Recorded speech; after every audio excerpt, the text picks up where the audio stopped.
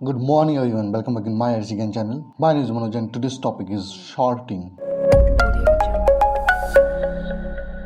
Shorting means arrange the data in an ascending or descending order. You can arrange the data in an ascending way or a descending way. Look at the example on the screen. These are the some steps. तो चलिए example देखते हैं और चलते हैं screen पर. स्वागत है आपका मेरे डेस्कटॉप पर. अब देखिए ये आपके सामने दो फील्ड है और मुझे इसे शॉर्टिंग करना है. तो सबसे पहले देखिए ये रोल नंबर है ये शॉर्ट नहीं है, मीन्स असेंडिंग वे में नहीं है. 1 2 के बाद 5 है, 3 है, देन 4 है, इस तरीके से है. अब मैं इसको शॉर्ट करना चाहता हूँ. अब सबसे पहले आपको डेटा टाइप में जाना है और यहाँ पे देखिए शॉर्ट फॉर्म. Z2A का मतलब होता है डिसेंडिंग, A to Z का मतलब होता है असेंडिंग. तो A to Z कीजिए.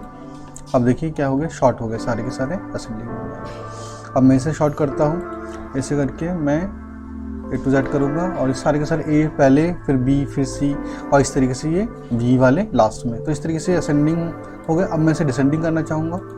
अब देखिए डिसेंडिंग, और इसे भी मैं डिसेंडिंग करना चाहूँगा. Z2A करूँगा और डिसेंडिंग.